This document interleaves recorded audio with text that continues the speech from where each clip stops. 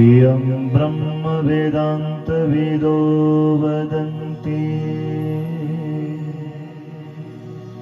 परमं प्राधान्यं पुरुष तथान्वे विश्वोत्पत्ते कारणमीश्वरम्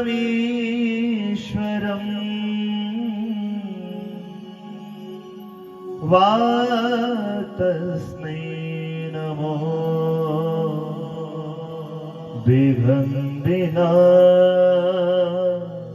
विघ्नविनाशनाय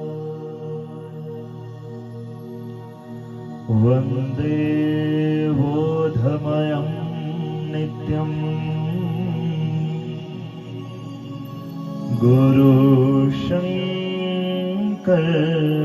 गुरुशङ्कररूपिणो यस्य वागमृतं हन्ति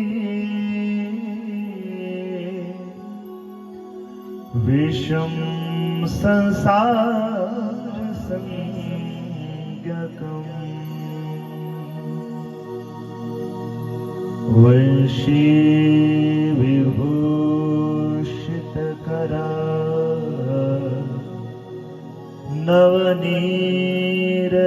नवनीरदाभा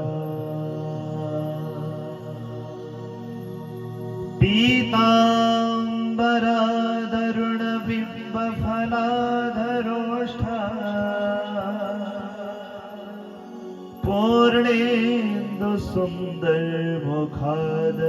पूर्णेन्दुसुन्दरमुखादरविन्दनेत्रा कृष्णा परं किमपि तत्त्वम् अहं न जाने कृष्णाय वासुदेवाय देवकी नन्दनाय च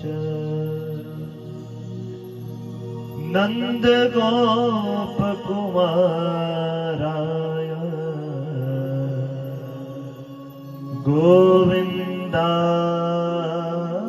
गोविन्दाय नमो नमः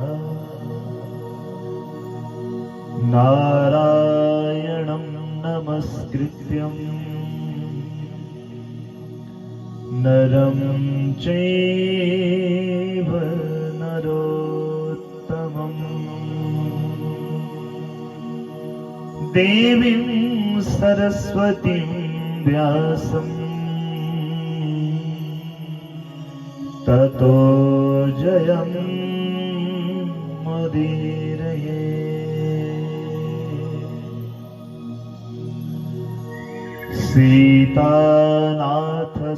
सीतानाथसमारम्भा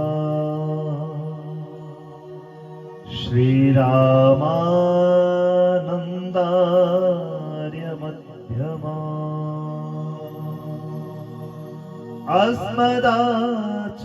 अस्मदाचार्यपर्यन्ता वन्दे श्रीगुरु परम्परा।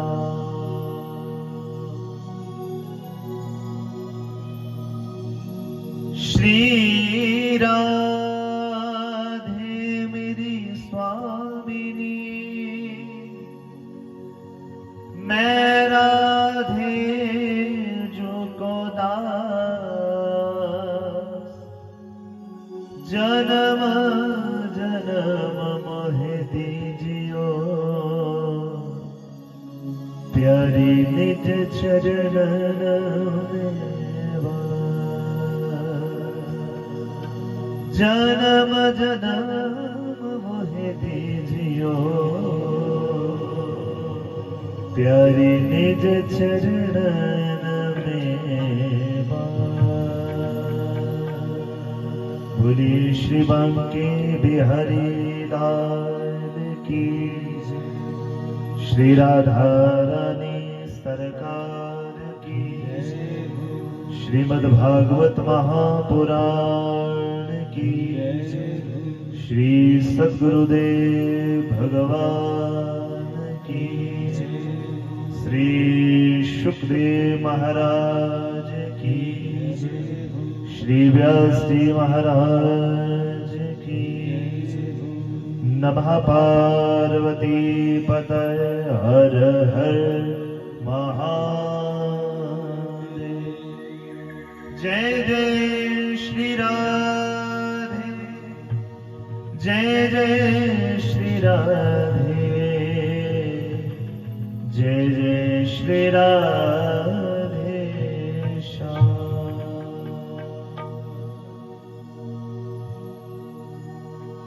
परात्पर अखिलेश्वर अकारण करुणा वरुणवादय भक्तवांछा कल्पतरु तडिद्युत विनिंदित श्री पीतांबरधारी बालकृष्ण लाल जी के चरणों में हम सबका कोटि कोटि नमन प्रणाम। प्रातः स्मरणीय परम पूज्य श्री सद्गुरुदेव महाराज जी के चरणों में कोटि कोटि नमन वंदन। गुरु महाराज अपने व्यासासन पे विराजमान होके हम सबका मार्गदर्शन करें, हम सबको ये परम पावनी कथा श्रवण करवाएं। इस क्षेत्र के सभी ग्राम देवता, प्रधान देवता, इष्ट देवता, कुल देवता, स्थान देवता सबके चरणों में कोटि कोटि नमन और सबको निमंत्रण हम सबकी ओर से सभी देवी देवता आए और हमारे इस ज्ञान महायज्ञ में अपना अपना स्थान ग्रहण करें और उन सभी देवी देवताओं की कृपा से हमारा ये ज्ञान महायज्ञ बिना किसी विघ्न के पूर्ण हो जाए। बोलो बांके बिहारी लाल की। घर वालों ने भी सभी देवी देवताओं को सुबह पूजा में निमंत्रण दिया, सभी देवी देवताओं को बुलाया, प्रभु आप आए और हमारे पूजन को स्वीकार करें। जब आचार्य जी सुबह पूजा करवा रहे थे तो इन्होंने सभी देवी देवताओं का आवाहन करवाया। आज प्रथम दिवस है ना, आज पहला दिन है तो पहले दिन सभी देवी देवताओं को सादर आवाहन किया जाता है कि प्रभु आप आए, अपना अपना स्थान ग्रहण करें और आपकी कृपा से हमारा ये कार्य बिना किसी विघ्न के पूर्ण हो जाए। बहुत बहुत साधुवाद हमारी माता जी श्रीमती ब्रह्मी देवी, जिन्होंने आज, जिनकी कृपा से मैं कह सकता हूं आज ये ज्ञान महायज्ञ इस आंगन में प्रारंभ हो रहा है। ये सबसे बड़ी पहल तो हमारी माता श्री की, हमारी पूज्य माता, और इनका स्वभाव देखिए। हमारी अभी इनके सुपुत्र मेरे पास अंदर आए थे कि महाराज जी, माता जी कहती हैं कि मैंने आगे बैठ के कथा सुननी है। तो मैंने निवेदन किया कि माता जी को कोई बढ़िया कुर्सी बेंच लगा के वहां पे बिठाइए आराम से। तो बोले माता जी का खुद का निवेदन यह है कि मैंने नीचे बैठ के ही सुनना है। बोलो बांके बिहारी लाल की। जहां ऐसे पावन भक्त हों वहां पर भगवान की कृपा क्यों ना।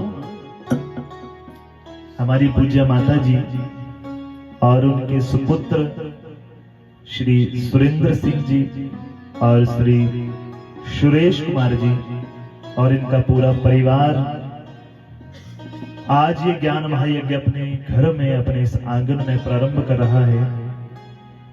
और इनके साथ उपस्थित यहाँ सभी मेरी माताएं, बहनें, भाई, बुजुर्ग, आप सबका आज इस कथा के प्रथम दिवस बहुत बहुत स्वागत और अभिनंदन। हमारे साथ हमारे इस कार्यक्रम की शोभा बढ़ाने के लिए उपस्थित यहाँ सभी संगीताचार्य वृंद, हमारे आचार्य वृंद, आप सबका भी बहुत बहुत स्वागत इस कथा में। ठाकुर जी हम सब के ऊपर खूब कृपा करें, सदैव हमारा मन भगवान के श्री चरणों में लगा रहे। बोलो बांके बिहारी लाल की। अच्छा, पहले दिन ही निवेदन कर दूं कि ये जो कथा हम सुनने जा रहे हैं ये कथा बड़ी मधुर है और ये कथा पतित पावनी है। कौन सी पावनी? पतित पावनी। पतित पावनी का अर्थ क्या होता है?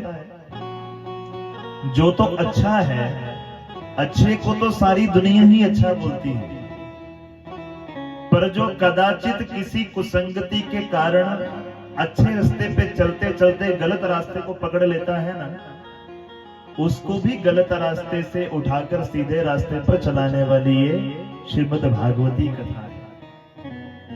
इसलिए कहा पतित पावनी। और संतों ने तो बड़े सारी संज्ञाएं दी हैं। किसी संत ने कहा कि ये श्रीमद् भागवती ज्ञान गंगा है। ज्ञान गंगा। देखो, गंगा भी दो प्रकार की है। एक तो भागीरथी गंगा है और एक भागवती गंगा है। आप में से कितने लोग हरिद्वार में जाके गंगा जी में स्नान किए हैं? जरा हाथ उठाओ। हाँ, अब समझिएगा, जो गए हैं उनको तो पता है। एक तो हरिद्वार में बहने वाली गोमुख से निकली भागीरथी गंगा है, और एक स्वयं भगवान के मुखारविंद से बहने वाली ये भागवती गंगा है। ये दोनों सगी बहनें हैं, दोनों ही सगी बहनें हैं। कैसे सगी बहनें हैं? एक भगवान के चरणों से निकली जिसका नाम पड़ गया भागीरथी गंगा, और एक भगवान से मुख से निकली भगवता परोक्तम इति भागवतम, जो स्वयं भगवान के मुख से निकला उसका नाम भागवत है। ये भागवती गंगा है। अच्छा, यदि कदाचित इन दोनों में श्रेष्ठ की तुलना करनी हो तो कौन सी श्रेष्ठ होगी? एक तो हरिद्वार में बहने वाली गंगा है और एक ये भागवती गंगा है। यदि दोनों में तुलना करनी हो तो श्रेष्ठ कौन सी है? कौन सी है? नहीं पता। अच्छा, आप में से कितने लोगों ने इससे पहले कथा सुनी है भागवत की? वो लोग हाथ उठाओ जिन्होंने इससे पहले कथा सुनी है। डर के मारे नहीं उठाएंगे, पता नहीं क्या प्रश्न पूछ लेंगे। ऐसा कुछ नहीं है। दोनों ही गंगाएं श्रेष्ठ हैं, पर दोनों में यदि तुलना करनी हो तो ये भागवती गंगा श्रेष्ठ है। अब क्यों है? जो गोमुख से निकली गंगा है, हरिद्वार से बहती हुई जा रही है, उसमें यदि स्नान करना है तो तुम्हें घर से चलना पड़ेगा, पहले किराया खर्च करना पड़ेगा, हरिद्वार पहुंचना पड़ेगा, और हरिद्वार में जाके उस गंगा में डुबकी लगानी पड़ेगी, तब जाके आप पवित्र होंगे। परंतु ये भागवती गंगा ऐसी है, इसमें स्नान करने के लिए तो कहीं जाने की जरूरत ही नहीं है। देखो, ना हरिद्वार, ना काशी, ना गया, ना गोदावरी, जहां मर्जी करे वहीं बैठा दो और वहीं सुनना शुरू कर दो। इसलिए ये भागवती गंगा श्रेष्ठ है। एक और कारण, देखो, भागीरथी गंगा तो भगवान के चरणों से निकली है और भागवती गंगा भगवान के मुख से निकली है। चरणों की तुलना में जो मुख है ना, वो श्रेष्ठ होता है। प्राणियों में ब्राह्मण को श्रेष्ठ क्यों माना जाता है?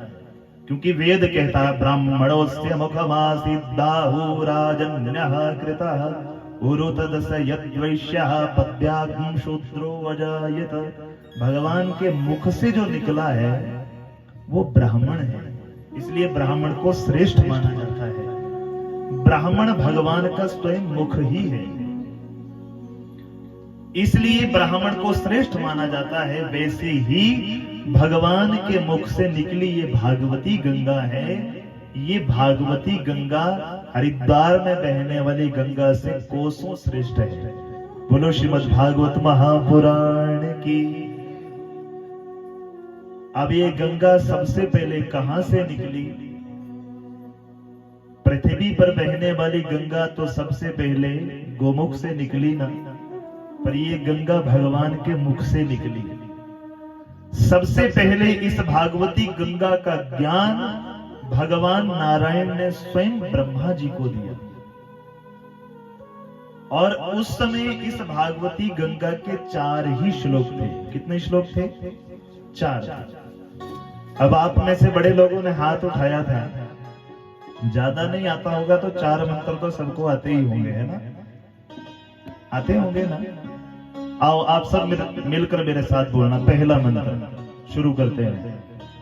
अहमेवासमेवाग्रे नान्यद यत् शब्द सत्परम पश्चादहं यदैतच्च यो वशिष्येत् सोऽस्म्यहम्। और दूसरा कौन सा है? नहीं आता आपको?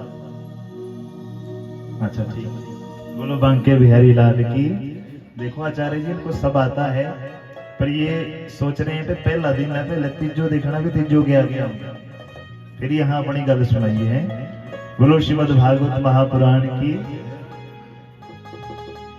जिस बात पे मैं आपको ले जाना चाह रहा हूं वहां पहुंचने की कोशिश करिएगा। हम लोग हिंदू हैं ना, सब लोग हिंदू हैं, जो यहाँ बैठे हैं सारे ही हिंदू हैं। अब सोचिए, हिंदू होने के बाद भी हम लोगों को चतुश्लोकी भागवत का एक मंत्र नहीं आता है। कहां जी रहे हैं हम लोग? किस गफलत की नींद में सो रहे हैं? आप बोलेंगे महाराज आपने पढ़ी होगी संस्कृत, हमने थोड़ी पढ़ी है, हमें क्या पता क्या होती है संस्कृत, हमें नहीं होते यार। अच्छा मैं हिंदी में चारों ही मंत्र याद करवा दूं तो कर लोगे आप लोग? हिंदी में करवा दूं याद? हाँ जी ना जी बोलना है, कुछ ना कुछ ठाकुर साहब है ना, कुछ ना कुछ हाँ ना बोलना पड़ेगा। बोलो बांके बिहारी लाल की। मैं हिंदी में चारों ही मंत्र याद करवाता हूं और मुझे पूर्ण विश्वास है आपको चारों ही मंत्र याद हो जाएंगे। भगवान नारायण ने सबसे पहले ब्रह्मा जी को ये 4 ही मंत्र दिए थे। पहला मंत्र कौन सा था? जो भी मैंने पढ़ा ना पीछे संस्कृत में, उसको अगर आसानी से याद रखना है तो मेरे साथ बोलिए। बोलो भगवान था, भगवान है और भगवान रहेगा। ये पहला मंत्र है। याद हो गया? किस किस को याद हो गया? मैं पूरी कथा याद करवा के जाऊंगा, पूरी 100 की 100%।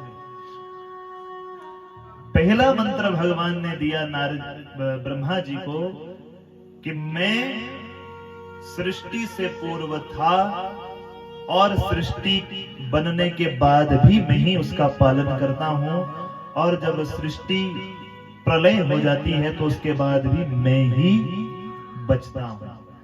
ये पहला मंत्र है। अब सुनिए दूसरा मंत्र। कल मैंने आपसे चारों ही पूछने हैं कि कौन कौन से पढ़ाए। दूसरा मंत्र, जो कुछ संसार में दिख रहा है, बोलो जो कुछ संसार में दिख रहा है वो सब भगवान की माया है। वो सब क्या है? भगवान की माया। जो कुछ तुम्हें अपनी आंखों के आगे दिख रहा है संसार में, वो सब भगवान की माया है। भगवान चाहे तो एक क्षण में ये सारी माया समाप्त कर सकते हैं। भगवान चाहे तो इसी माया के अंदर तुम्हारे कई जन्म बीत जाएंगे, तुम्हें पता नहीं चलेगा। बोलो बांके बिहारी लाल की। पहला मंत्र कौन सा? भगवान था, भगवान है और भगवान रहेगा। दूसरा मंत्र कौन? जो कुछ आंखों से दिख रहा है वो सब भगवान की माया है। तीसरा मंत्र, बोलो सबके अंदर भगवान स्वयं विराजमान है। ये जितने भी यह मूर्तियां बैठी हैं ना, वो स्वयं भगवान का स्वरूप बैठी है। अगर सोचो कि हम लोग इस बात पे पक्का यकीन कर लें कि मेरे साथ जितने लोग बैठे हैं वो सारी भगवान का रूप हैं, तो बताओ कभी किसी का किसी के साथ बैर विरोध होगा? नहीं होगा। क्यों नहीं होगा? क्योंकि हम जानते हैं कि सबके अंदर मेरे ठाकुर जी बैठे हैं।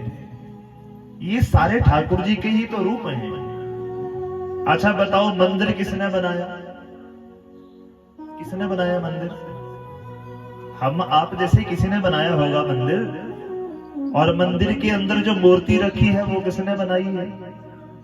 वो भी हमारे जैसे किसी कलाकार ने बनाई होगी। परंतु यहां जितनी मूर्तियां बैठी हैं उसको किसने बनाया है? उसी परमपिता परमात्मा ने। और उस कलाकार की कलाकारी देखो, एक भी मूर्ति दूसरी मूर्ति के साथ जरा भी मैच नहीं करती है। मैच करती होती तो एक दूसरे का आधार कार्ड लेके कहीं ट्रांजैक्शन ना करवा लेते। एक मूर्ति कभी भी दूसरी मूर्ति के साथ जरा भी मैच नहीं करती। तीसरा मंत्र याद हो गया। तीसरा मंत्र क्या बताया? कि सबके अंदर भगवान स्वयं विराजमान है। और चौथा मंत्र तो बड़ा गजब का है, ये तो आप सबको पक्का ही याद हो जाएगा। बोलो मेरे साथ, राम नाम नहीं, सत्य नहीं बोलना है, अब इतना ही बोलना है, राम नाम सत्य है।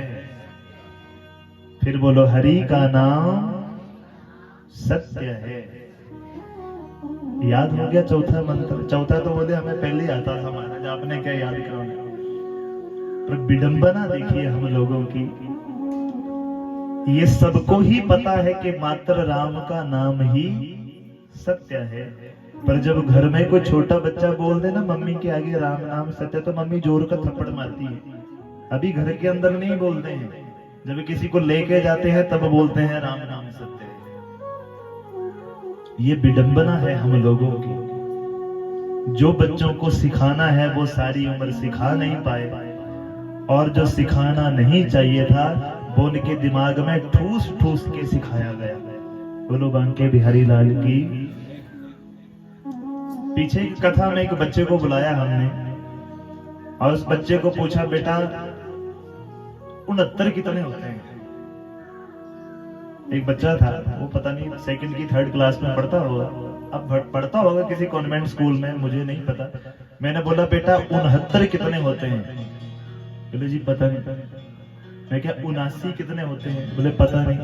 मैं क्या 89 कितने होते हैं? बोले पता नहीं। मैं क्या 69 कितने होते हैं? वो पता है। हमारे बच्चे आई माई मी बी अब सब कुछ पढ़े, कोई दिक्कत नहीं है, पर उसके साथ उनको 69 का पता हो, अच्छी बात है, पर कम से कम हिंदू होने के नाते ये भी पता हो कि 69 किसे बोलते हैं। बोलो बांके बिहारी लाल की। आप में से कितने लोग ऐसे बैठे हैं जिन्होंने जीवन में कभी एक बार अपने बच्चे को श्रीमद् भगवद गीता पढ़ाई है या सुनाई है? एक कभी नहीं होगा, मुझे पता है। क्योंकि हम लोग श्रीमद् भगवद गीता तब पढ़ाते हैं जब किसी का अंतिम समय हो ना, बस लास्ट ही सायन पंडित जी बस फटाफट 2 मंत्र जेड़े गीता दे सुनाने सुनाओ और जाने वाले ही है। पूरी उम्र नहीं पढ़ी गीता हमने, कब पढ़ी? जब जाने वाला का समय आ गया तो उसे सुनाने लगे, सुनो श्रीमद् भगवद गीता में ऐसा लिखा है। और उस समय जिसको सुना रहे हैं उसके पल्ले 1% नहीं पड़ रहा है कि तुम क्या बोल रहे हो। और बोला ठीक है भरावा, जो बोला सब ठीक ही ठीक। ये गीता कब समझ आएगी? जब बचपन से हमें हमारे माता पिता ने गीता बोलो पढ़ाई होगी या सुनाई। कथा कहना कोई बड़ी बात नहीं है, कथा सुनना भी कोई बड़ी बात नहीं है, पर कथा में जो कहा गया है, इस ग्रंथ में जो लिखा गया है, उसको अपने जीवन में उतारने के लिए उम्र बीत जाती है। मेरे जैसे ना हजारों कथावाचक घूम रहे हैं गली गली, बढ़िया से बढ़िया श्लोक मंत्रोच्चारण करने वाले हैं, बढ़िया से बढ़िया गाने वाले हैं, पर जब तक ये कथा अपने जीवन में नहीं उतारी गई तब तक ना तो कहने का कोई फायदा ना सुनने का कोई फायदा। हर जगह एक ही निवेदन रहता है, पहले दिन ही मैं दोनों हाथ जोड़ के निवेदन करता हूं, भैया तुम पूरी कथा सुनना भले ना सुनना, पर 7 दिनों में मात्र 7 बातें अपने साथ जरूर पल्लू में बांध के ले जाना। एक दिन की मात्र एक बात, बाकी छोड़ो, यहां से सुनो वहां से निकाल दो, कोई दिक्कत नहीं।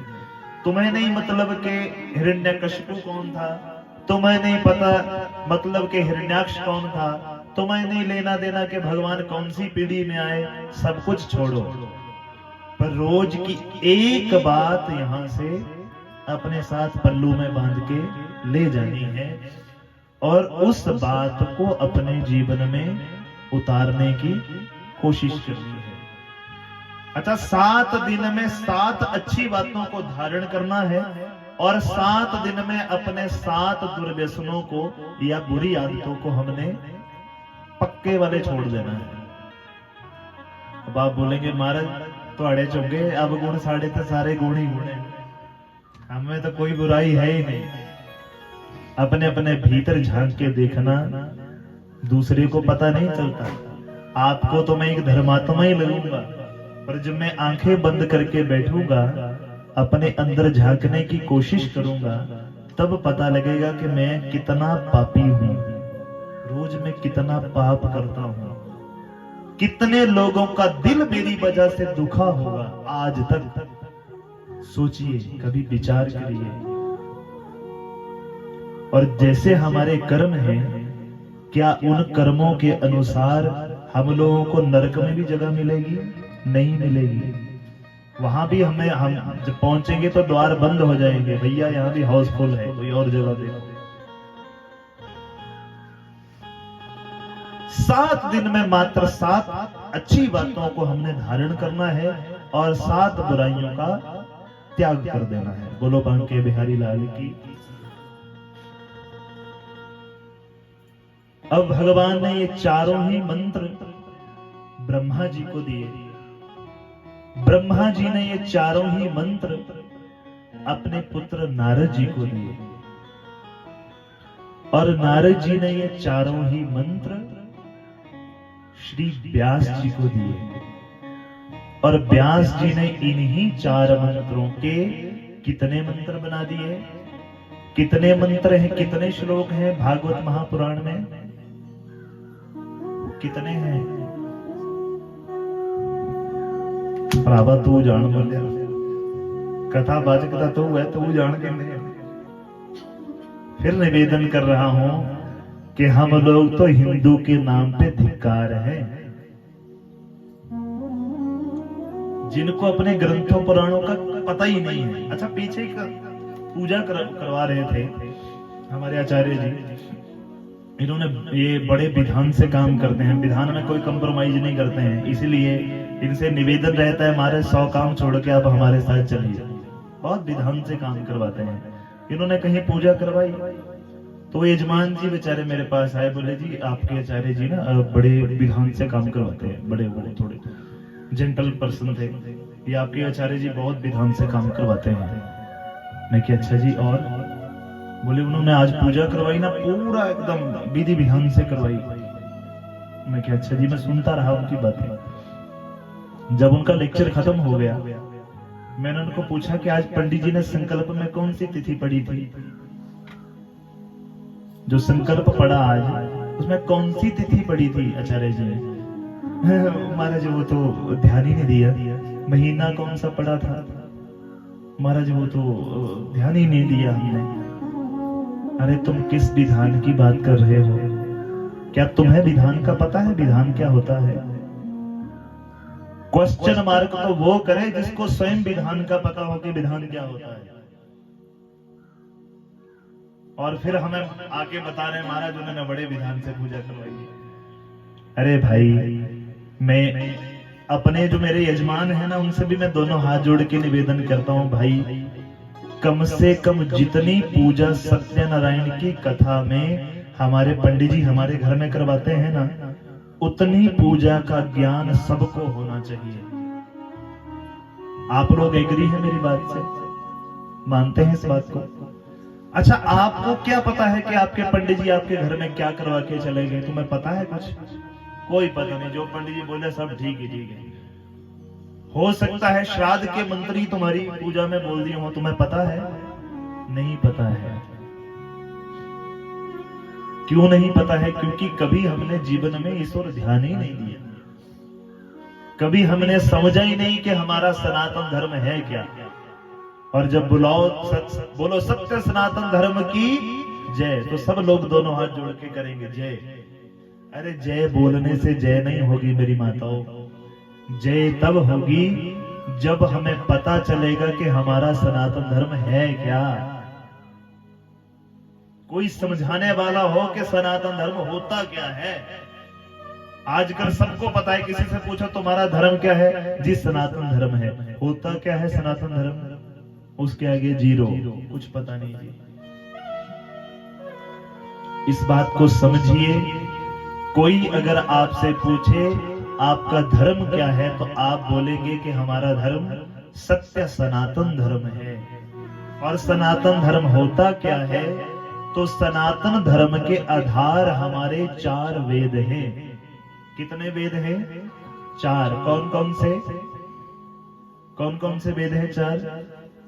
ऋग्वेद, यजुर्वेद, सामवेद और अथर्ववेद, 4 वेद हैं। वेदों के अनुसार कर्म करने को ही धर्म कहते हैं, और वेदों के विरुद्ध आचरण करने को ही अधर्म कहा जाता है। बोलो बांके बिहारी लाल की। इससे अलावा धर्म कुछ नहीं होता। अगर हमारे वेदों में कहा है कि हमें शुद्ध सात्विक होके ही अपना जीवन गुजारना चाहिए, तो जो अपने जीवन को शुद्ध आहार लेकर सात्विक आचरण करके जो जीवन जीता है, समझिए वो धर्म कर रहा है। और जो न खाने न पीने वाली चीजों का भी प्रयोग करता है, वो क्या कर रहा है? धर्म की अधर्म। इसलिए सबसे पहले निवेदन मेरा ये रहता है कि सबसे पहले तो हम ये जाने कि हमें क्या खाना चाहिए और क्या नहीं खाना चाहिए। किम पेयम किम ना पेयम, क्या पीने योग्य है, क्या पीने योग्य नहीं है, पहले वो तो पता चले, फिर उसके बाद तो धर्म की बात होगी। कितने श्लोक हैं हमारे भागवत महापुराण में? नहीं पता है तो याद रखना, 18,000। कितने हैं? व्यास जी ने कितने मंत्र बनाए भागवत के? 18,000। किसी ने प्रश्न किया, महाराज जब भगवान ने 4 ही मंत्र बोले थे, अब ये 4 मंत्र किस लिए बनाए थे भगवान ने? उस समय 4 ही चीजों की आवश्यकता थी। कौन कौन सी? धर्म, अर्थ, काम और मोक्ष। धर्म की समस्या थी, हम लोग धर्म के रास्ते पर चले रहे। अर्थ की समस्या थी, जीवन जीवने योग्य जितना अर्थ चाहिए वो कैसे प्राप्त हो। काम की समस्या थी और मोक्ष की समस्या थी। तो मंत्र 4 ही थे, पर वो बात सतयुग की है। जब कलयुग आया ना, तो ये 4 समस्या ही 18,000 समस्याएं बन गई। बोलो बांके बिहारी लाल की। अब बोलेंगे महाराज कैसे? पहले 4 ही समस्याएं थी, धर्म, अर्थ, काम, मोक्ष। आज तो इतनी समस्याएं हैं, किसी को घुटने में दर्द, किसी को बाजू में दर्द, किसी को सर में दर्द, किसी को दांत की दर्द, किसी को स्पॉन्डिलाइटिस, किसी को पता नहीं कौन कौन सी बीमारियां, मेरे को तो नाम भी नहीं आते हैं।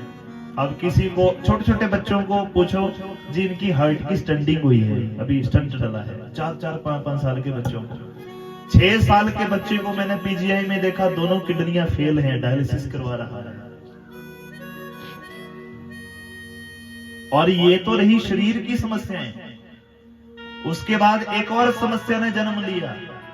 हम हिंदू, हम मुसलमान, हम सिख, हम ईसाई, लड़ के सारा जीवन खत्म कर दिया। एक और समस्या ने जन्म लिया।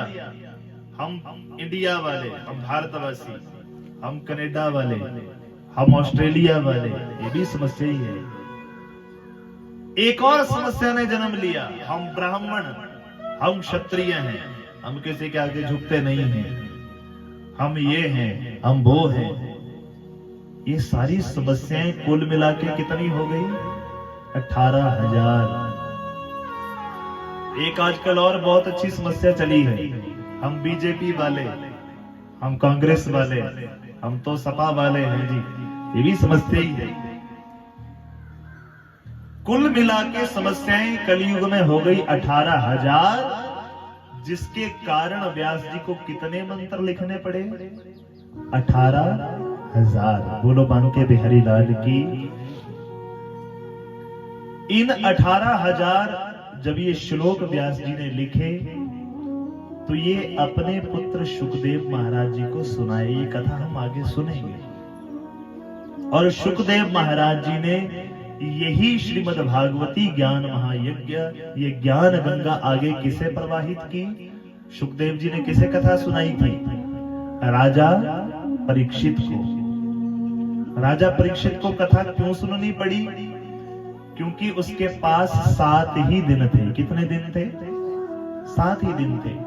उसे श्राप हुआ था संत का के 7वें दिन तुझे तक्षक नाग आके तुझे डसेगा और इस कारण से तेरा देह त्याग हो जाएगा। मात्र 7 ही दिन थे, इसलिए श्रीमद् भागवती कथा को श्रवण करना पड़ा। देखो सतयुग में कितने बार थे? 7 बार थे। कितने बार थे? कौन कौन से बार हैं? 7। रविवार से शुरू करते हैं, आप गिनना शुरू करिएगा। रविवार बोलो 1, रविवार, सोमवार, मंगलवार, बुधवार, वीरवार, शुक्रवार, शनिवार। कितने हुए? 7। फिर त्रेता युग आया, उसमें भी 7 ही थे। फिर द्वापर आया, उसमें भी 7 ही थे। पर जब कलयुग आया तो 7 के 8 हो गए। कितने हो गए? और कलयुग में कितने बार होते हैं? कितने होते हैं? 7 ही होते हैं? अरे नहीं, 8 होते हैं। अच्छा बोले तो अंजो पे लिखा है हमारे 7 ही होंगे भैया। देखो 8 होते हैं। गिनना, जैसे पहले गिने थे ना, अब फिर गिनना कलयुग के बाद। रविवार बोलते जाओ 1, रविवार, सोमवार, मंगलवार, बुधवार, वीरवार, शुक्रवार, शनिवार, परिवार, 8। ये परिवार भी तो बार ही है। बोलो बांके बिहारी लाल की। ये परिवार भी बार ही है। इसलिए कितने बार हो गए कलयुग में? 8। कितने हो गए? 8। अब ये परिवार नाम का बार एक ऐसा बार है ना, पहले कलयुग सतयुग में, त्रेता में, द्वापर युग में जब किसी का जीवन आधा हो जाता था ना, तो वो वानप्रस्थ की ओर चल पड़ता था। 4 हिस्सों में हमारा जीवन हमने डिवाइड किया था। बाल्यावस्था, फिर गृहस्थाश्रम, फिर वानप्रस्थ और उसके बाद सन्यास। आजकल तो मैंने 80-80 साल के बूढ़े बुजुर्गों को नरेगा में दिहाड़ी लगाते देखा है। उनसे पूछो कि बाबा तुम्हें क्या जरूरत पड़ी 80 साल की? तो बोल दे बच्चा घरे मेरा मन नहीं लगता, मैं सोचा भी चल टाइम ही पास सही। और कुछ परिवार तो ऐसे भी हैं जहां पे वो 80-90 साल का बुजुर्ग इसलिए दिहाड़ी लगा रहा है क्योंकि शाम को उसे अपना पेट पालना है। बोलो बांके बिहारी लाल की। और उनसे पूछो कि महाराज तुम काम क्यों कर रहे हो, तो उत्तर मिलता है महाराज हमारे 4 बेटे थे, चारों ही गजेटेड ऑफिसर हैं, पर चारों अपने अपने परिवार के साथ निकल गए। अब हम बुढ़ा बुढ़ी घर में रहते हैं तो कुछ ना कुछ तो खाने के लिए कमाना पड़ेगा। ये कोई सतयुग द्वापर त्रेता युग की बात नहीं सुना रहा हूं, ये हमारे आचार्य जी गवाह हैं। अभी मात्र पिछले महीने की बात है। अभी 10-15 ही दिन हुए, हम दोनों लोग एक ऐसे घर में अनुष्ठान करने के लिए चले गए। देखिए भगवान की लीला, एक ऐसे घर में अनुष्ठान करने के लिए चले गए फौजी साहब, आप सबके मतलब की बात है। मतलब की बात इसलिए थी क्योंकि वो जिनके घर में गए वो जनाब ब्रिगेडियर पेंशन आए थे। ब्रिगेडियर आपको पता है कितना बड़ा रैंक होता है, जो फौज में जिन्होंने नौकरी की है 10,000 लोग होते हैं ब्रिगेडियर के अंडर। फौजी साहब 10,000 ही होते हैं ना। हाँ, तो ब्रिगेडियर बोले तो एक बहुत बड़ा पद है आर्मी में। ब्रिगेडियर साहब के घर में हम लोग अनुष्ठान करने के लिए चले गए। अब उनके 3 बेटे हैं, 1 बेटी है। कितने बच्चे हैं? 4 बच्चे हैं, 3 बेटा और 1 बेटी। बड़ा बेटा जो है वो कर्नल है, ऑन ड्यूटी है, कर्नल है। उससे छोटा बेटा है वो भी शायद कहीं सरकारी जॉब में ही है और कहीं अच्छे ओहदे पे है। जो तीसरे नंबर का बेटा है उनका, जो तीसरा नंबर का बेटा है उनकी अपनी कंपनी है और उस कंपनी का वो मैनेजर है। बोले तो मतलब करोड़ों का पता ही नहीं है कितना पैसा एक महीने का आ रहा है, कितना जा रहा है, मतलब अरबों खरबों पति। तीसरा बेटा। चौथी जो बेटी है उसका विवाह जिसके साथ हुआ है वो भी बढ़िया सरकारी गवर्नमेंट बढ़िया जॉब करता है, अच्छे ओहदे पे। वो लोग लुधियाना में रहते हैं और तीनों ही बेटे अपने अपने परिवारों के साथ बाहर सेटल हो गए हैं। कोई चंडीगढ़ में रहता है, कोई फॉरेन में ही चला गया है। अब घर में माता और पिता अकेले रहते हैं और स्थिति पता कैसी है?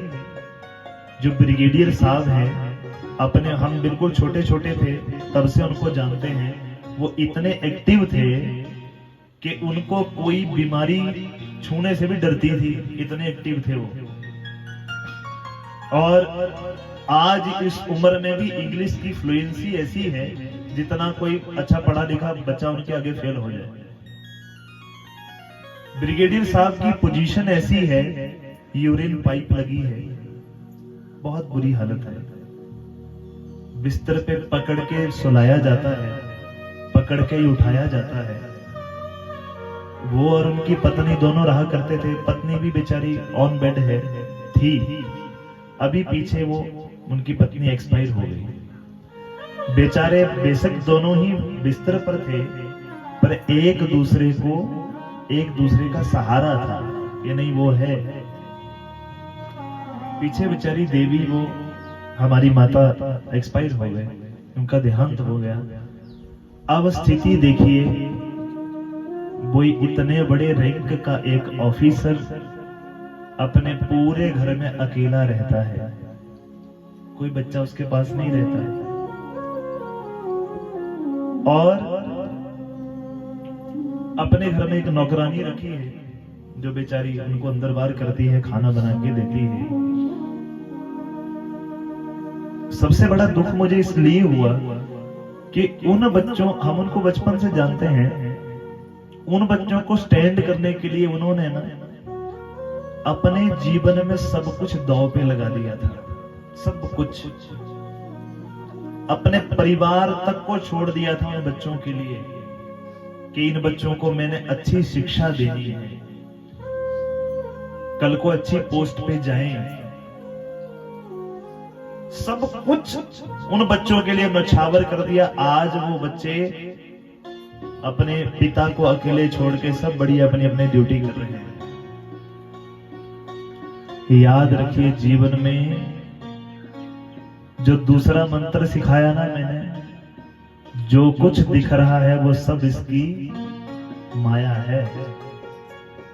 कोई किसी का साथ नहीं देता, चाहे पेट का जन्मा बच्चा ही क्यों ना हो। कोई गारंटी नहीं है कल को वो आपका साथ निभाएगा ही, कल को सेवा करेगा ही, कोई गारंटी नहीं है इस बात की।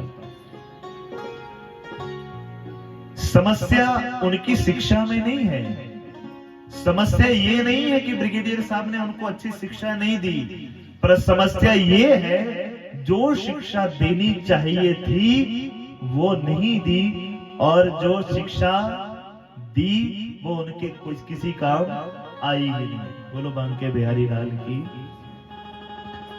हमारे बच्चे बड़े होके डीसी बन जाएं, हमारे बच्चे बड़े होके क्लास 1 ऑफिसर बन जाएं, हमारे बच्चे बड़े होके एक स्पेशलिस्ट डॉक्टर बन जाएं, हमारे बच्चे बड़े होके किसी अच्छे ओहदे पे इंजीनियर बन जाएं, पर एक बात हमेशा ध्यान रखिएगा, उन बच्चों को कम से कम अपने माता पिता का अदब करना आना चाहिए।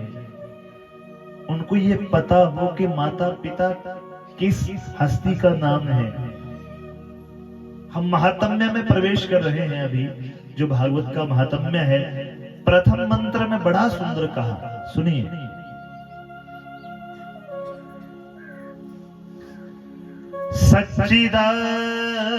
सच्चिदानंद रूपाय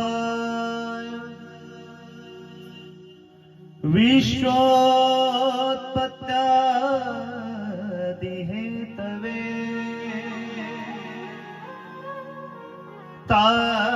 तापत्रे विनाशाय श्री कृष्णाय वयं नमः। बड़ा सुंदर उपदेश दिया पहले ही मंत्र में। बाकी बातें छोड़ो किसे करना है, पर अंतिम 2 शब्दों में कहा वयं नुमः, हम प्रणाम करते हैं। क्या करते हैं? प्रणाम करते हैं। ये बात बादगी है किसे करते हैं, पर हमें भागवत पहले, भागवत का जो महात्म्य है वो पहले ही मंत्र में हमें सिखाता है कि हमें सबको क्या करना चाहिए? प्रणाम करना चाहिए। जो सबको प्रणाम करना जानता है ना, ऐसे दोनों हाथ जोड़ के, उसकी 4 चीजें हमेशा बढ़ती हैं। कौन कौन सी? आयु, विद्या, यश और बल। समझ आया कौन कौन सी? आयु, विद्या, यश और बल। हमारे बच्चों ने प्रणाम करना छोड़ दिया, यही एक कारण है कि 4 चीजों में हमारे बच्चे पीछे रह गए। अब बताओ, मुझे नहीं लगता कि हमारी अगली जनरेशन 40 से क्रॉस कर पाएगी। 40 से नीचे नीचे निपट जाया करेंगे। आयु खत्म हो गई, विद्या खत्म हो गई। विद्या किसे कहते हैं? सा विद्या या विमुक्त है, जो बंधन से मुक्त कर दे उसे विद्या कहते हैं। बहुत बड़ी डिग्री करके, पीएचडी डीलिट करके घर में बैठ जाना, बहुत बड़ी नौकरी करने को विद्या नहीं कहते। विद्या किसे कहते हैं? ऐसी विद्या जो बंधन से मुक्त कर दे। विद्या खत्म हो गई। यश, एक व्यक्ति ऐसा होता था पुराने जमाने में, एक गांव का कोई ऐसा समझदार व्यक्ति जिसका यश पूरे इलाके में होता था कि जी फलाने गांव का आदमी है और वो बहुत अच्छा आदमी है, वो यश था। और चौथी चीज बल। आज 5 किलो का बोझा दे दो ना किसी बच्चे के पास, तो जहां पे हमारी गाड़ी लगी है वहां से यहां पहुंचाने के लिए 10 बार बेचारा नीचे रखेगा। ताकत ही नहीं है, बल ही नहीं है। कहां से होगा बल? जब हम किसी को प्रणाम करना छोड़ देंगे। ये कोई मेरी मनगढ़ंत बातें नहीं है, शास्त्र कहता है। अभिवादनशीलस्य नित्यं वृद्धोपसेविनः चत्वारि तस्य वर्धन्ते आयुर्विद्या यशो बलम। जो रोज सबको प्रणाम करता है उसकी 4 चीजें बढ़ती हैं, आयु, विद्या, यश और बल। अब प्रणाम भी आजकल तो जैसे समय के अभाव के कारण प्रणाम भी छोटा हो गया है। पहले एक प्रणाम होता था साष्टांग प्रणाम। प्रणाम करती बार कम से कम 8 अंग धरती के साथ स्पर्श हो, उसे कहते थे साष्टांग प्रणाम। एक होता था दंडवत प्रणाम, जैसे सीधा डंडा होता है ना, बिल्कुल लेट जाओ अपने माता पिता और गुरु के चरणों में और बिल्कुल डंडे की तरह सीधे लेट कर दोनों हाथ आगे जोड़कर प्रणाम करो, उसे कहते थे दंडवत प्रणाम। पर आजकल तो चरण वंदना, फिर चरण वंदना आई कि हम तो लेट भी नहीं सकते ना झुक सकते हैं, सीधा दोनों हाथ पैर से लगाए चरण बंदे। फिर आई घुटना वंदना चरणों तक भी झुकना मुश्किल हो गया। क्या करें माता जी, हमें तो स्पॉन्डिलाइटिस की प्रॉब्लम हो गई है, झुकना तो डॉक्टर ने मना किया है। घुटना बंदना हुई, ये हमारे हाथ गए पर कहां तक गए? घुटनों तक ही गए। वो घुटना बंदना, जिसके छुए बेचारे उसको भी औरतों की प्रॉब्लम, और जिसने छुए सारी जिंदगी उसके भी गोड्डे खराब। बोलो बांके बिहारी लाल की। घुटना बंदना। और उसके बाद तो एक और बड़ी अच्छी बंदना आई। अभी हम लोग मंडी में कई बार देखते हैं, बच्चा जा रहा है दूर से ही, और दूर से करता है चाचू जी चरणोंदे। अभी ये पता नहीं कौन सी चरणोंदे, पापा जी चरणोंदे, ये कौन सी चरणोंदे है भाई? चलते चलते दूर से आवाज डालेंगे, ओ लाला जी चरणबंदे। भाई ये कौन सी चरणबंदे आ गई? नई प्रकार की चरणबंदे। तो ना तो ऐसी नमस्ते करें शिशु जी, ना ऐसी चरणबंदे करें। जब भी करें तो कोशिश करें कि साष्टांग प्रणाम करें या फिर दंडवत प्रणाम करें। ये प्रणाम तो हमारे शास्त्र सम्मत है। बाकी जो निकले हैं पता नहीं भाई कौन से पुराण से तुम लोगों ने निकाले हैं। बोलो बांके बिहारी लाल की। इस प्रकार से जो प्रणाम भगवान को अपने माता पिता को रोज करता है। आपके बच्चे हैं बाहर हैं? ठाकुर साहब आपके बच्चे यहीं पे हैं? आए? अच्छा, ये आप यहाँ हो सका तो दूर ना बैठो, यहाँ नजदीक आके बैठो, है ना। बच्चों से तो हमें बड़ा काम लेना होता है, पहले दिन ही दूर भाग जाओगे तो कैसे काम चलेगा। ठीक है। और भी जो भी आपके बच्चे हों उनसे जरूर निवेदन करना कि जितनी मर्जी व्यस्तता हो, 2-4 दिन तो जरूर कथा के लिए निकालें अगर पॉसिबल हो ना, क्योंकि ये जो हमारी अगली पीढ़ी है इनको कथा सुनाना ज्यादा जरूरी है। बोलो बांके बिहारी लाल की। जिस पीढ़ी के तो बेचारे 2-4 साल जीना है, उनको तो कथा कदाचित कम भी सुनाई जाए तो कोई हानि नहीं है, पर जो हमारे देश का भविष्य है उनको कथा जरूर सुनानी है। आप भी सब माताओं से निवेदन है अपने अपने बच्चों को जरूर लेके आना कथा में। अब सोचो आज कथा में आपके बच्चे आए होते ना तो घर जाके बढ़िया दंडवत प्रणाम करना सीख जाते हैं। बोलो बांके बिहारी लाल की। हाँ, भागवत जी के महात्म्य का प्रथम मंत्र में हमें सिखाया कि सबको वंदन करिए, प्रणाम करिए, वयम नुमः। पर किसे प्रणाम करने की बात कही? सच्चिदानंद रूपाय। वो परमात्मा जो सत घन चित घन आनंद घन है। सत घन का मतलब होता है कि जो बात बिल्कुल ठोस प्रमाणित है। सत घन जो मात्र एक ही सत्य है संसार में, उसके अलावा कोई सत्य नहीं है। पहले ही मैंने दूसरे मंत्र में निवेदन कर दिया कि जो कुछ दिख रहा है वो सब भगवान की माया है। सत्य तो एक ही चीज है जिसका नाम ईश्वर है। तो सतघन परमात्मा है जिसे हम प्रणाम करते हैं। उसके बाद कहा चितघन परमात्मा को प्रणाम करते हैं। चितघन का मतलब होता है चेतन स्वरूप। चेतन का मतलब क्या है? स्वयं प्रकाशमान,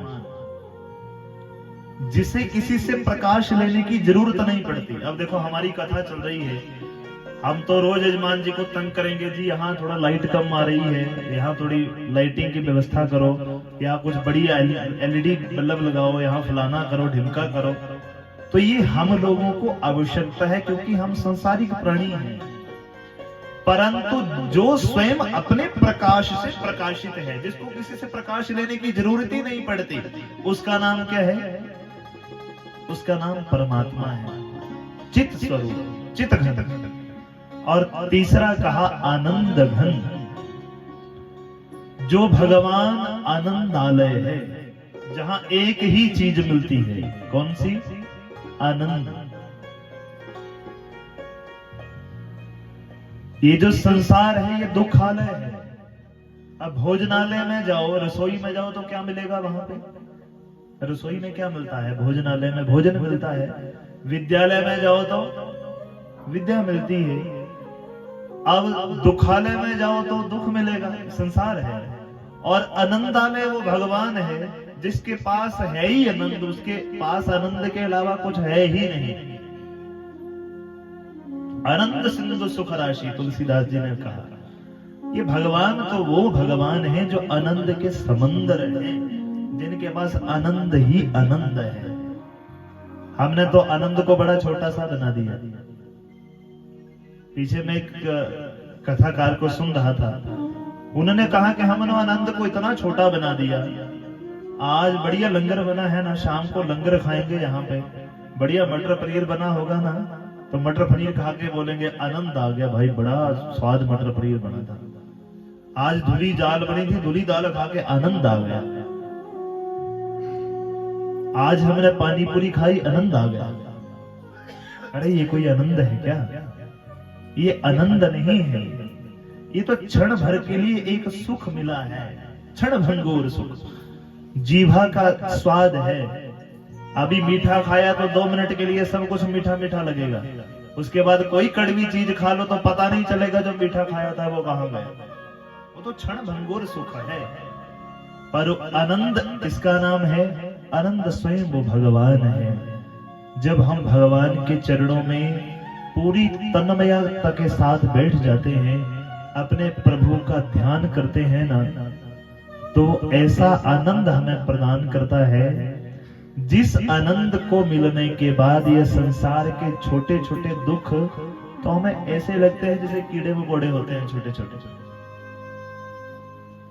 ऐसा जरूरी नहीं है कि जो भगवान का नाम लेगा उसे दुख नहीं आएगा। भागवत जी में हम लोग श्रवण करेंगे, जितने भी भगवान के भक्त हुए ना, उनके जीवन में दुख जरूर आया और आना भी चाहिए। बोलेंगे महाराज हम कथा को दुख पाने के लिए थोड़ी करवा रहे हैं, पर दुख जीवन में आना जरूरी है। अगर जीवन में ये दुख आया नहीं होता तो भगवान की याद भी आई नहीं होती। बड़ा सुंदर एक भजन है, दुख से अगर चोट खाई न होती, दुख से अगर चोट खाई न होती, प्रभु जी तुम्हारी याद आई न होती, दुख से अगर चोट खाई न होती, दुख से अगर चोट खाई न होती, प्रभु जी तुम्हारी याद, प्रभु जी तुम्हारी याद, हरि जी तुम्हारी याद, हरि जी तुम्हारी याद आई न होती, दुख से अगर चोट खाई न होती, दुख से अगर चोट खाई न होती। जय हो, मेरी मेरी तारीफ है। जय हो।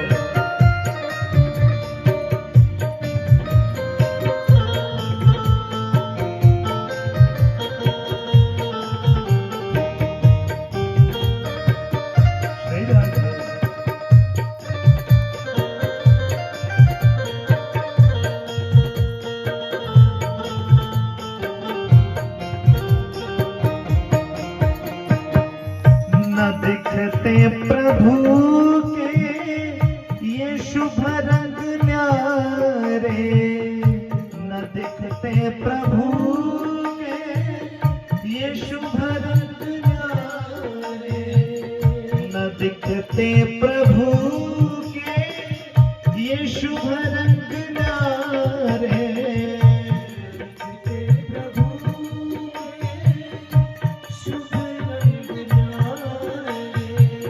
न लगते ये मन को प्राणों से प्यारे, मन को प्राणों से प्यारे, जो लगती जगत की मिटाई न हो होती, जो लगती जगत की मिटाई न होती। हरि जी तुम्हारी याद, प्रभु जी तुम्हारी याद आई न होती, दुख से अगर शो खाई न होती, दुख से अगर शो खाई न होती। प्रभु जी तुम्हारी याद, हरि जी तुम्हारी याद आई न होती, दुख से अगर चोट खाई न होती, चोट खाई न होती। ऐ कान्हा जी, अगर जीवन में दुख नहीं आता ना, तो कभी भी तुम्हारी याद हमें आती ही नहीं। बोलो बांके बिहारी लाल की। प्रभु की याद कब आती है जीवन में? जब ढेरों सारा दुख सर पे आन पड़ता है ना, तो अपने प्रभु की याद आती है। ए प्रभु, तू जहां भी है, अगर तू सच्चा सुच्चा है तो मेरे दुख को दूर कर दे। परंतु ज्यों ही जीवन से दुख गया, और वैसे ही भगवान की याद भी साथ में ही चली गई। बोलो बांके बिहारी लाल की। फिर दूसरी बार कब याद आएगी? जब फिर कभी जीवन में दुख आएगा तो फिर भगवान की याद आएगी। इसलिए आज प्रथम दिवस हम ज्यादा विवेचन नहीं करेंगे। आज प्रथम दिवस में इतना ही निवेदन करूंगा कि पहले दिन ही भगवान से दोनों हाथ जोड़ के निवेदन करना। अपने अपने दोनों हाथ जोड़िए और कहना भगवान से जो मैं कहूं, ऐ प्रभु, हमें जीवन में कभी भी इतना सुख ना देना कि हमें आपकी याद ही भूल जाए। हमारे जीवन में हमें थोड़ा सा दुख, थोड़ी सी तकलीफ, थोड़ा सा दर्द जरूर दे के रखना, ताकि हमें पल पल तुम्हारी याद आती रहे। बोलो बांके बिहारी लाल की। ऐ प्रभु, हम इतने बड़े धनवान, इतने बड़े आदमी कभी ना बने जीवन में कि हमें तुम्हारा नाम ही भूल जाए। थोड़ा थोड़ा दुख हमारे जीवन में जरूर आता रहे, ताकि उस दुख के ही बहाने से ही प्रभु भगवान की याद आती रहे। बोलो बांके बिहारी लाल की। महात्म्य में 2 श्लोकों में बड़ा सुंदर भगवान ने नारद जी को समझाया। उसके बाद हम कथा का विश्राम करेंगे, क्योंकि आज प्रथम दिवस है और आप सभी जानते हैं प्रथम दिवस में सभी देवी देवताओं का आवाहन, पूजन, स्थापन होता है, जिसमें थोड़ा पूजा में हमारा समय ज्यादा लगता है। कल से ठीक हमारा सुबह पूजा का समय 8 बजे से 9 बजे का सुबह पूजा का समय रहेगा, और ठीक 9, सवा 9 बजे प्रातःकालीन आरती हुआ करेगी, और उसके बाद कथा का समय ठीक 12 बजे से 3 बजे का रहेगा। ठीक है जी, 12 बजे से 3 बजे का, और वो भी बिना किसी गैप के, नॉन स्टॉप। ये कई इलाकों में मैं देखता हूँ, हमारे फौजी साहब मुझे बार बार याद आते हैं। इनके घर में हमने कथा की थी, तो मैंने कहा कि मैं अपनी कथा में, मतलब हम लोग जब कथा करते हैं तो हम बीच में गैप नहीं करते, वो अच्छा भी नहीं लगता है। और फौजी साहब के घर में किया था तो इन्होंने बोला, भाई महाराज बीच था मैं चाय पकौड़ा देना ही है, जो मर्जी कर लो। बोलो बांके बिहारी लाल की। तो यहाँ 12 बजे से 3 के बीच में बिना किसी रुकावट के कथा होगी, और 3 बजे ठीक आरती की जाया करेगी। शाम को 7 बजे से ठीक 8 बजे तक मात्र 1 घंटा के लिए भगवान की आरतियां और भगवान का भजन हुआ करेगा। आप सब सुबह पूजा में भी पधारें। कथा में 12 बजे नहीं आना है, 12 बजे तो ठाकुर जी के आने का समय है। ठाकुर जी के आने से पूर्व ही आप 11:30 पौने 12 बजे आके अपना स्थान ग्रहण करें। ठीक 3 बजे हम आरती किया करेंगे। 3 बजे आपके लिए जैसा भी यहाँ पे व्यवस्था हो। हाँ, 3 बजे तो देखो अब तो लंगर की व्यवस्था है, फिर तो घर में रोटी बनाने की भी कोई टेंशन नहीं है ठाकुर साहब, है ना। बढ़िया आओ और 3 बजे तक कथा सुनो, बढ़िया भरपेट खा के जाओ और इतना खा के जाओ कि रात को भी भूख ना लगे। बोलो बांके बिहारी लाल की। ठीक है, हमारे ठाकुर साहब बड़े खुले दिल के आदमी हैं। हमारी माता जी ने बहुत विशाल भंडारे का आयोजन कर रखा है। आप आए, बढ़िया 3 घंटे कथा सुने, 3 बजे बढ़िया चकाचक लंगर खाएं और लंगर खा के अपने घर को प्रस्थान करें। 2 घंटे जो अपने अपना घर का काम करना है करके पुनः 7 बजे यहाँ पधारें। 7 से 8 बजे के बीच में यहाँ नित्य प्रति शाम को भजन और भगवान की आरती बंदन हुआ करेगा। देखिए, भगवान ने जब नारद जी को ये कथा सुनाई तो इस कथा के विषय में कुछ चीजें बताई। ए ब्रह्मा जी, यावत् दिनानि हे पुत्र शास्त्रं भागवतं गृहे तावत् पिबन्ति पितरः क्षीरं सर्पे मधुरकम्। जब तक घर में ये कथा हो तो भगवान कहते हैं ब्रह्मा जी, जितने दिन तक ये कथा घर में चलती है उतने दिन उस परिवार के, उस क्षेत्र के पितर 7 दिन घी, मधु और जो शर्करा युक्त जो जल होता है उसका पान करते हैं। अब देखो, ये हमारे यजमान जी ने कथा किस निमित्त रखी है। इनके पूज्य हमारे पिताश्री के स्वर्गीय श्री रामलाल जी, जिनके मोक्ष, जिनको बैकुंठ धाम प्राप्त हो, इस निमित्त हमारी ये भागवत की कथा रखी गई है। अब पहले ही श्लोक में भगवान ने ये स्पष्ट कर दिया कि 7 दिन यदि आपके घर में कथा होती है तो 7 दिन आपके पितर धन्य हो जाते हैं। आपके पितरों को 7 दिन क्या क्या भोग मिलता है? बढ़िया घी, मधु मैंने शहद और बढ़िया मीठा जल उनको मिलता है।